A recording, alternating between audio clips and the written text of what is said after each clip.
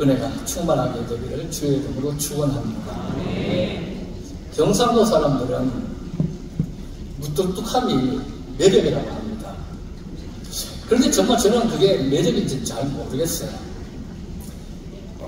익숙하지 않으면 싸우자고 덤벼드는 것 같은 이런 이제 마음이 들 때가 많거든요. 경상도 남자들이 집에 퇴근해서 집에 와서 하는 이야기가 딱 세 마디가 있다고 그러지 않습니까? 첫째는 뭐죠? 아는, 둘째로 밥도, 셋째는 자자. 딱 이 세 마디만 한다고 그럽니다. 자, 이런 경우를 가리켜서 경상도 남자 뭐가 없다 그럽니까? 찐맛 없다. 이런 얘기입니다. 찐맛 없다. 정말 찐맛 없죠, 경상도 남자들. 왜 이렇게 무뚝뚝합니까? 남편이 아내에게, 야, 오늘 우리 한우 먹으러 가자. 내가 쏜다. 그래서 두 사람이 이제 한우를 먹으러 갔습니다.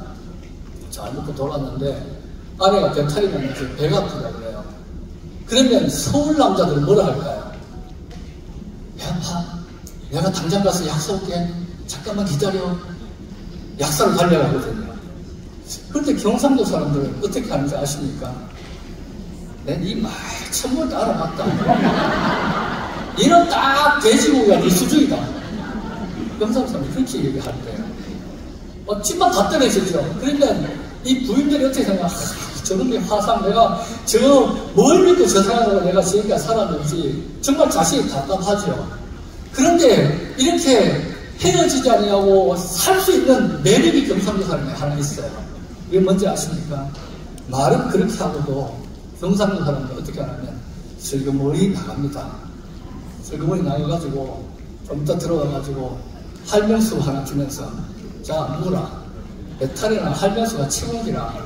이렇게 얘기하고 이것 때문에 지금 여기 앉아있는 여자분들이 다 여러분들하고 살고 있는 거예요.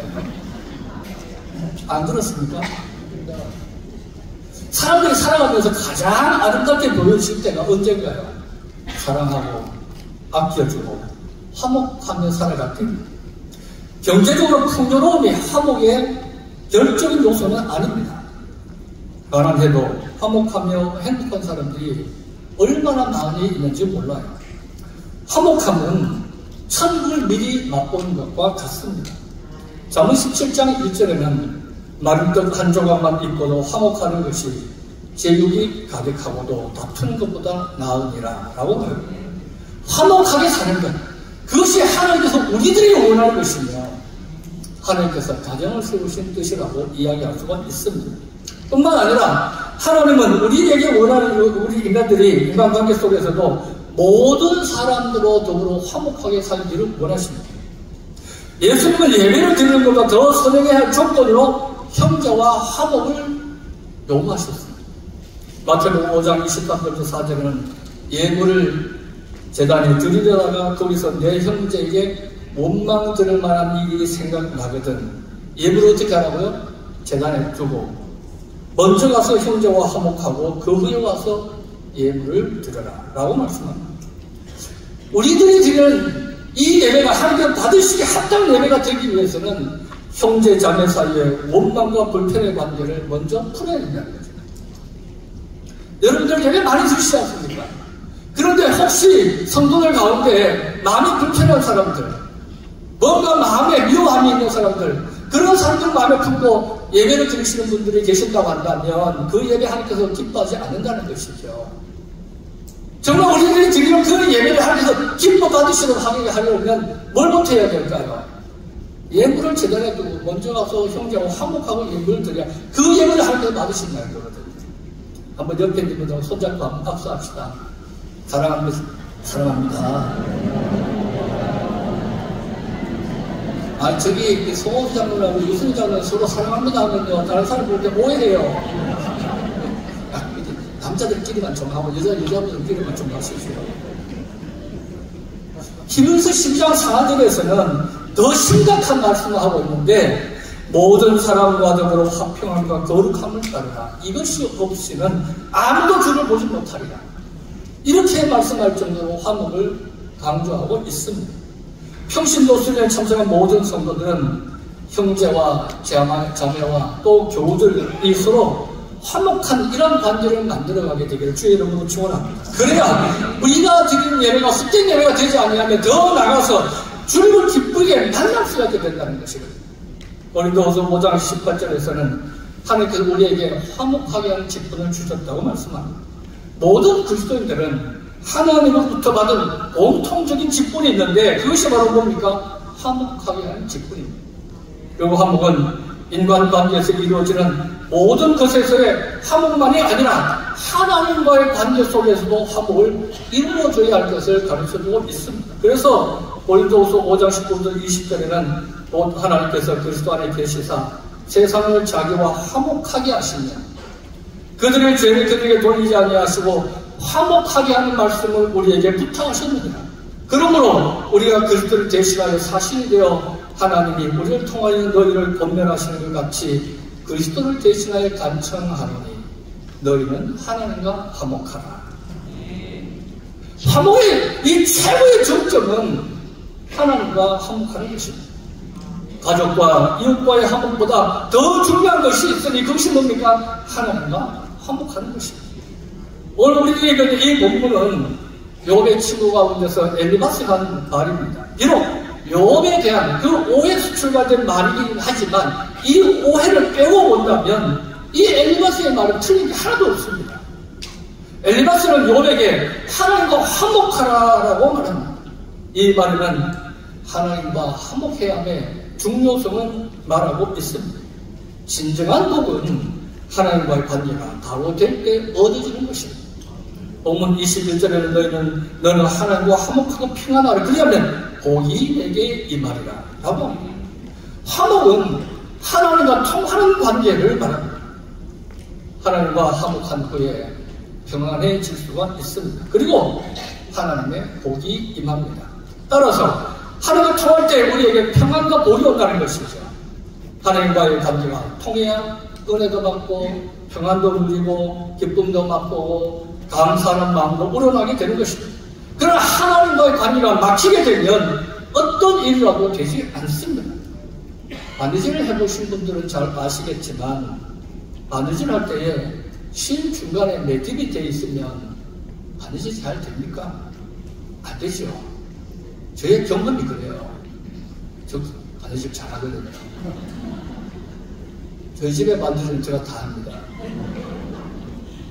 그런데 이 실 중간에 묶여 있으면, 매듭이 있으면 이 실이 천을 뚫고 나가지 못합니다.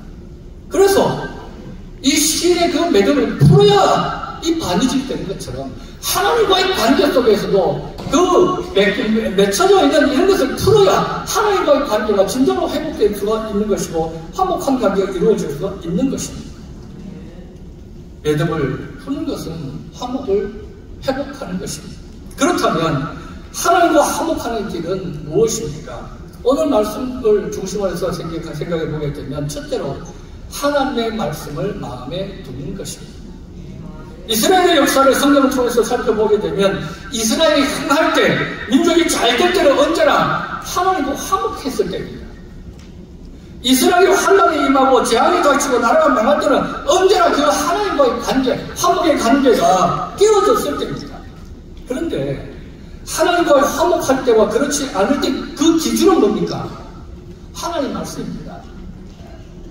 하나님의 복은 언제나 하나님의 말씀에 순종할 때 임하게 된 것이고 하나님의 진노는 언제 하나님의 말씀을 받아들이지 않았을 때 진노가 임했던 것입니다.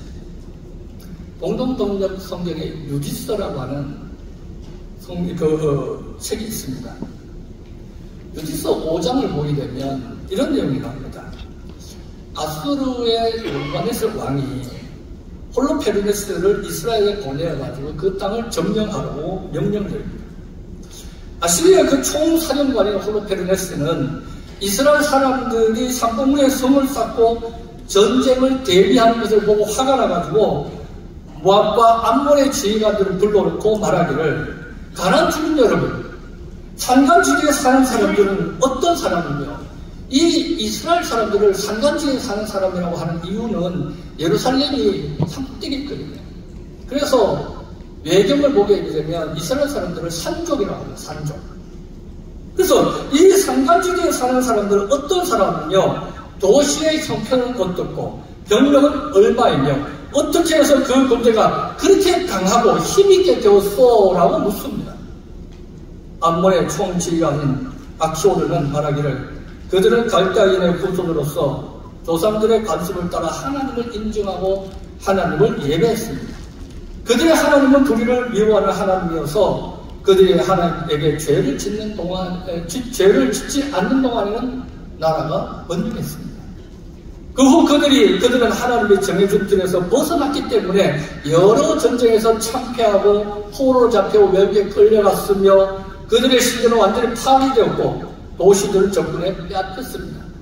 그러나 지금 그들은 하나님께서 다시 돌아왔고 여러 번에 흩어졌던 사람들이 돌아와 성전에 있는 예루살렘을 다시 찾았으니 만일 이 백성들이 하나님께 죄를 지으면 그들의 멸망의 원인이 될 터이니 그때를 살면서 공격하고 그러나 그 백성이 율법을 어기는 일이 없으면 그들의 주인인 하나님이 그들을 지켜주실 터이니 그들을 내버려둬야 합니다.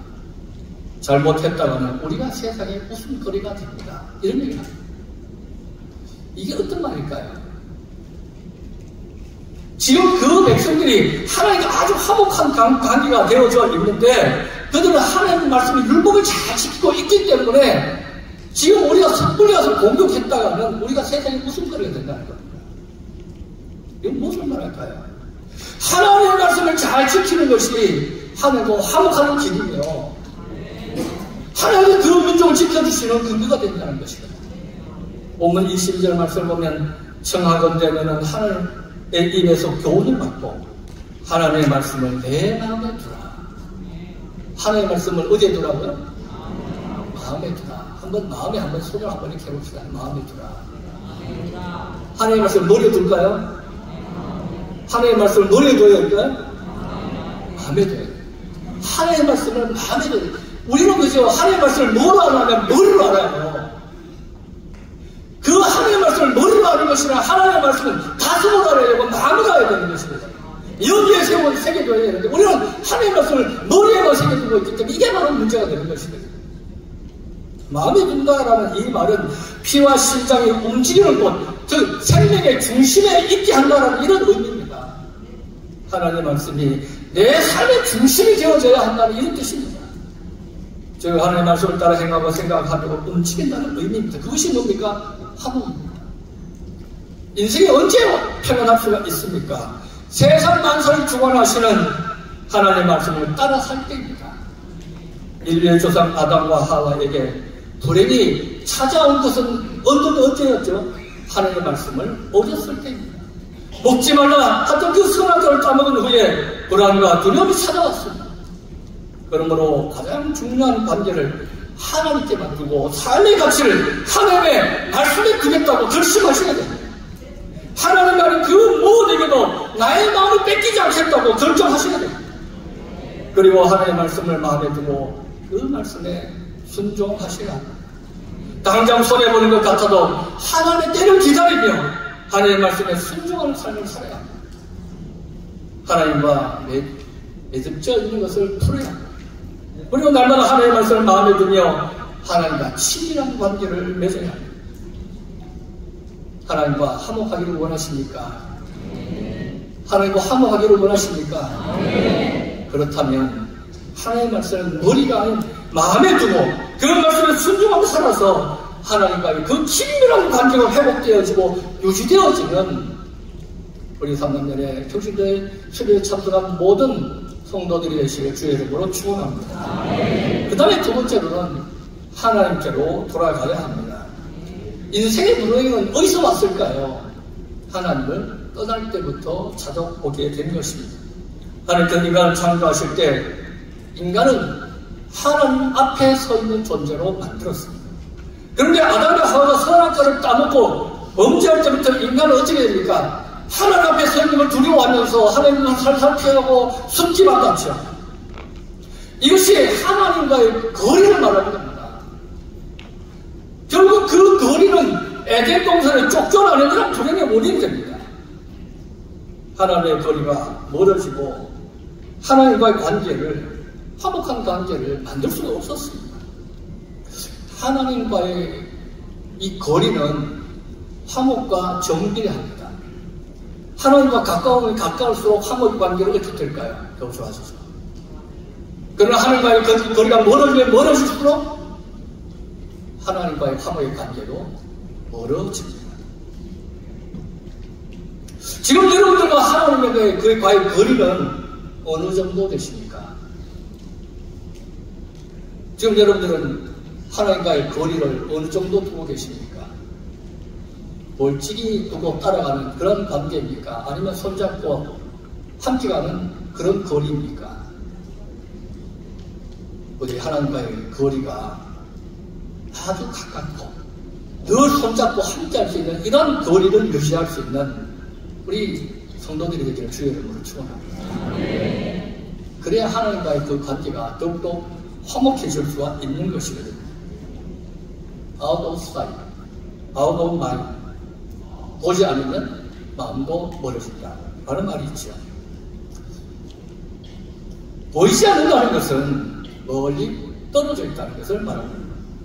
정도 자주 만나고 가까이 해야 붙는 것이고, 친척도 자주 만나지 않으면 친한 이웃과도 못한 이유가 여기에 있는 것입니다. 어떤 사람이 하나님과 화목할 수가 있을까요?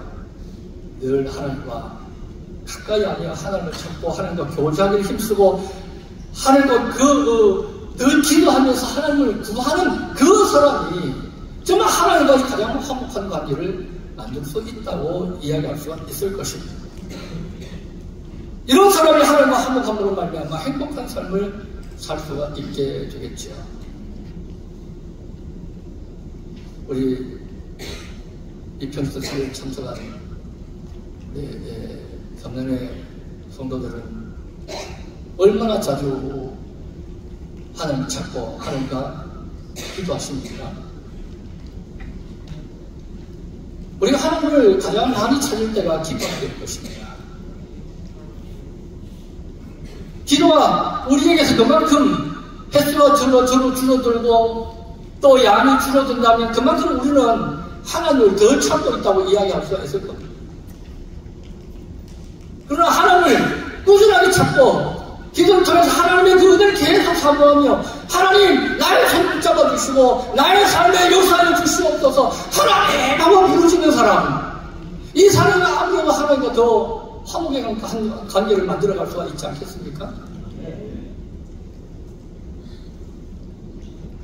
본문 23절 말씀을 보면 내가 만일 전능자에게 돌아가면 내가 지음을 받을 것이요 또 내 장막에서 뿌리를 멀리하리라고 말합니다. 전능자에게 돌아간다는 말은 회개를 의미하는 것이고 지음을 받는다로 번역되는 이 말은 회복시키다는 의미를 가지고 있습니다. 뿌리를 멀리한다. 이것은 사업과 부정을 멀리 치워버린다는 이런 뜻으로 욥이 하나님께로 회개하고 돌이키면 하나님 욥의 모든 잃어버린 것을 회복시켜 주실 뿐만 아니라 사악하고 부정한 모든 것을 멀리 치워버리겠다 하신 이런 말씀입니다. 그러면 나의 이 욥의 삶 속에서 모든 그런 그 아픔이 다 회복되어지게 되고 그 삶 속의 부정과 사악이 물러가게 되는 이 가장 중요한 방법은 뭡니까? 바로 하나님께로 돌아가는 것입니다. 전능자에게 돌아가는 것입니다. 여러분이 진정 하나님과 화목한 관계를 회복하시기를 원하신다면 주여 나를 불쌍히 여겨주시고 나를 붙잡아 주시옵소서 하며 하나님 앞으로 더 나가야 하는 것이며 하나님을 찾아야 할 것입니다. 이 수련회가 하나님을 찾는 자리가 되게 되기를 주의 이름으로 축원합니다. 하나님을 만나는 자리가 되기를 주의 이름으로 축원합니다. 하나님의 긴밀한 화목의 관계가 만들어지는 현장이 되기를 주의 이름으로 축원합니다. 하나님과의 화목의 첫걸음은 전능하신 하나님께로 어떻게 하는 것입니까? 돌아가는 것입니다. 시작이 아니라고 우리가 하나님을 향하여 눈을 들고 삶의 방향을 전환하여 발걸음을 내딛는 순간 이미 하나님은 우리를 위해서 일하고 계십니다. 우리의 질병을 고치시고 회복시키고 계시며 우리의 집에서 사악한 그들이 역사하지 못하도록 하나님께서 싸우시고 보호하시고 지켜주십니다. 26절 이하는 하나님과 화목한 자들이 얻는 그 은혜를 나타내고 있습니다. 내가 전능자를 기뻐하여 하나님께 얼굴을 들 것이며 너는 그에게 기도하겠고 그는 들으실 것입니다. 너의 소원을 내가 갚으리라 라고 말씀합니다. 기도하는 것, 소원하는 것, 작정하는 것 다 들어주시고 응답해 주시겠다는 것입니다. 우리 28절에서는 내가 무엇을 경영하면 이룰 것이요 내 길에 빛이 친다고 말씀합니다. 하나님과 화목하면 인생의 가는 길이 환하게 비춰지는 그런 복이 임하게 되는 것입니다. 무엇을 해야 할지 모르고 앞이 보이지 않는다면 먼저 하나님과 화목하셔야 합니다. 그러기 위해서는 전능하신 하나님을 찾고 하나님께로 돌아가는 것이 답인 것을 기억하시면서 지금 여러분 앞에 앞다리 깜깜하고 내 앞이 뭔가 막 막히는 것처럼 여겨진다고 하신다면 전능자에게로 먼저 돌아가십시오. 그게 답입니다. 늦는 것 같아도 그게 가장 빠른 길입니다. 전능하신 하나님께 돌아가면 그것이 화목의 길이 되어지는 것이고 그 화목할 때에 하나님께서 우리가 기도할 때 응답해 주시지 않겠습니까? 다음에 세 번째로 하나님을 보화로 삼아야 합니다. 미국 스미소니언 박물관에는 세계 최고의 다이아몬드 중 하나가 있는데 그 이름은 호프 다이아몬드라고 합니다. 45.5캐럿짜리 인도산 다이아몬드인데 저는 제 손에 다이아몬드를 한 번도 떼어본 적이 없어가지고 45.5캐럿짜리가 얼마나 큰지 잘 모릅니다. 우리나라 돈으로 얼마 들지 아십니까? 이 반지 하나가 4,500원입니다. 여러분들 저들 줄 알았습니다. 한 번도 안 놀라실 줄 알았어요. 그까이 거 우리 집에는 이런 거 10개도 더 있어 이런 딱 표정이거든요. 4,500원 한대요. 아저씨들은 좀 놀라주셔야 됩니다. 그런데 이것을 소유한 자마다 아주 비극적인 최후를 맞이해서 저주의 보석이라고 불려집니다. 최초의 소유자는 페르시아 총독인데 도둑에게 살해를 당합니다. 두 번째 소유자는 페르시아 왕이었는데 반란군에 의해서 목숨을 잃습니다. 세 번째 소유자는 프랑스 루이 14세인데 그는 이 보석을 손가락에 띄어본 후에 천년두에 걸려서 죽습니다. 루이 16세가 네 번째 소유자인데 그는 왕비 마리 앙뚜아네트와 함께 단두대에서 이슬로 사라졌죠. 마지막으로 영국 최고의 재벌인 헨리 필립 호프라는 사람에게 넘어갔는데 그래서 그 이름이 호프 다이아몬드라고 이름을 갖게 된 겁니다. 그런데 그 호프 가문도 몰락하고 말았다고 합니다. 세상의 보호와 재물을 쫓는 인생의 종착역은 죽음과 허무라는 교훈을 이 호프 다이아몬드가 보여주고 있습니다. 본문 24절 25절에는 내 보화를 티끌로 여기고 여러분들이 보화를 여기는 것을 뭐라고 여기라고요? 티끌로 여기고 오빌의 금을 계곡에 돌로 여기라. 자 여러분 내 보화를 티끌로 여겨라. 티끌이 여러분 티끌 몸에 이제 티끌이 있으면 어떻게 하죠? 다 털어버리죠? 자 여러분들 다 보화를 다 티끌째 털어서 갖다 놔주시고 저는 아주 그런 걸 좋아하거든요.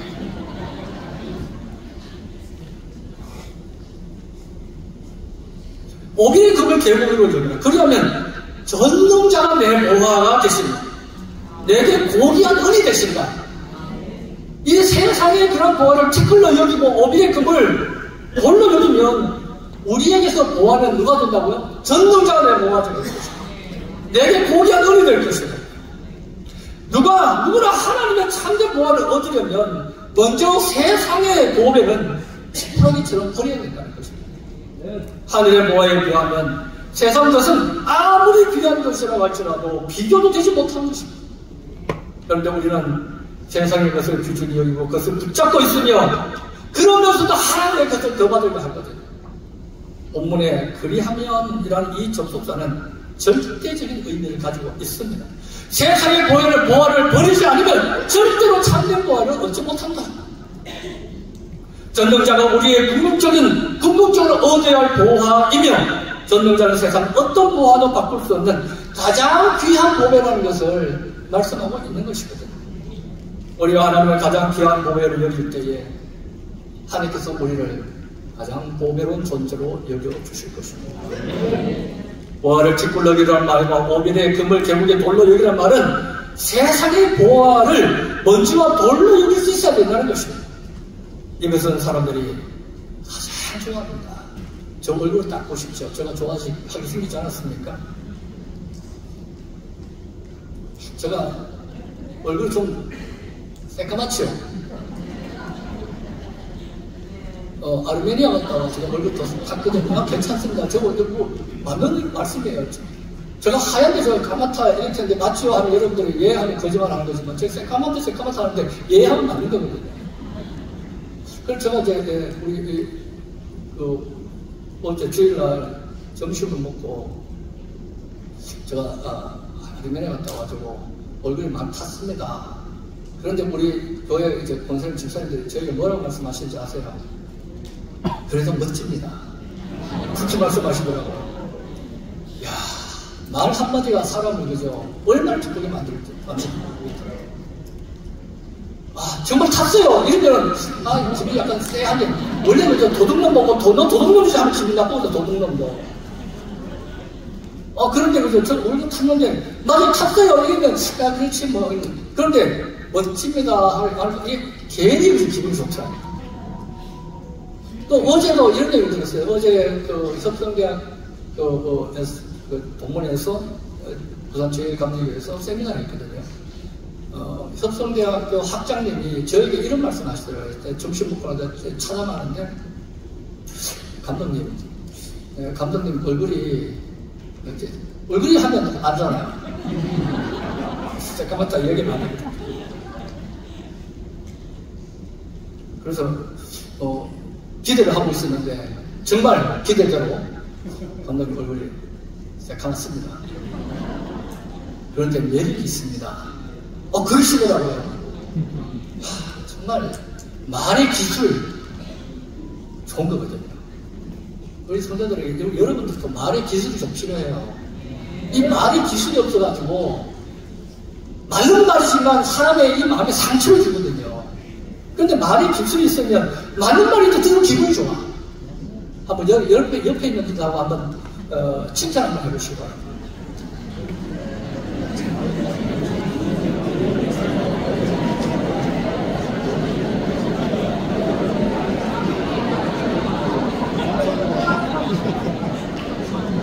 자, 이는 얼굴에 완전 웃음이 가득하니까 얼마나 좋습니까?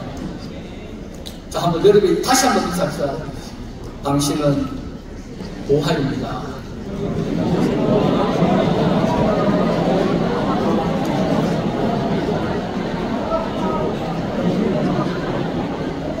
좋습니다. 자, 오늘부터 보배롭게 여겨주시기 바랍니다.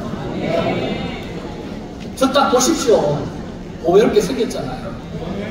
이 보화는 우리의 삶에 아주 필요한 것이에요. 살아가는데 필요한 것입니다. 그러나 이것들을 사랑하고 이것들을 귀하게 여겨서 그것이 우리의 주인에서 되겠습니까? 사도 바울은 그리스도를 알고 보니 이보다 더 귀한 것이 없다는 것을 깨닫고 그가 귀하게 여기던 것들을 다 배설물처럼 여겼다고 고백합니다. 그러므로 우리도 하나님을 보배로 얻기 위해 세상의 것을 연결해서는 안 된다는 것입니다. 죽어야 산다는 말과 함께 버려야 산다는 말도 진리를 우리에게 깨닫게 해줍니다. 내가 듣는 자를 보화로 삼을 때 하나님은 나에게 참 보화가 되어주시고 27절에 너는 그에게 기도하겠고 그는 들으실 것이며 28절에 내가 무엇을 결정하면 이루어질 것이며 내 길에 빛이 비치리라. 이 말씀이 성취될 것입니다. 하나님이 고귀한 보배가 되어주실 때에 하나님과 가장 화목한 관계가 형성되어서 하나님께서 우리의 기도에 응답해 주시고 우리의 일을 이루어 주시고 길에 빛이 비춰지는 몸을 얻게 될 것입니다. 여러분들이 가장 귀하게 여기는 것이 무엇입니까? 물질입니까? 명예입니까? 쾌락입니까? 하나님을 가장 귀한 보배로 삼시에 여기를 주의 이름으로 축원합니다. 하박국 선지자처럼 오직 여호와 한 분만으로 만족하는 신앙이 되시라 합니다. 그래야 하나님과 화목하게 됩니다. 무엇을 경영하든지 이루어 주십니다. 서운한 것을 갚도록 만들어 주십니다. 길을 비추어 주십니다. 하나님과 화목하는 것이 복 중에 복인 줄 여기시면서 하나님의 말씀을 마음에 두고 그 말씀대로 살아가면 내 앞이 캄캄하고 뭔가 막혀있을 때 전능하신 하나님께로 돌아와서 그 관계를 회복하고 뿐만 아니라 하나님을 보배로 여기심으로 말미암아 하나님께서 우리를 보배로 여겨주시고 우리의 관계 가장 화목한 관계로 회복되어지는 가운데 하나님께서 우리의 삶 속에 부르시는 신령한 하늘의 복을 성경에 약속되어진 그 복을 누리시는 3남년에 청순도술에 참석한 모든 성도들이 되시기를 주의 이름으로 축원합니다. 기도하겠습니다. 은혜가 많으신 하나님 아버지, 우리는 하나님과 화목해야 할 줄 믿습니다. 인간에 있어서 가장 필요한 하나님과 원수가 되는 것입니다. 하나님과 원수가 되어서 어떻게 우리가 행복하게 살 수가 있겠습니까? 전능하신 하나님과 원수가 되어서 우리가 무엇을 기대할 것이 있겠으며 무엇을 말할 수가 있겠습니까? 전능하신 하나님과 화목할 때에 우리가 기도한 모든 것을 얻게 될 것이며 우리의 길을 하나님께서 비추어 주실 것이며 하나님께서 우리에게 가장 복된 것을 열어주실 줄 믿습니다. 그러기 위해서 우리가 언제나 하나님의 말씀대로 살게 하여 주옵시고 전능자에게 돌아올 수 있도록 도와주시고 또 하나님을 보화로 여겨서 하나님이 우리를 보화로 여겨주심으로 말미암아 하나님과 가장 화목한 관계가 되어져 하나님께서 우리의 삶 속에 베풀어 주실 신령한 하늘의 복을 풍성히 누리게 되는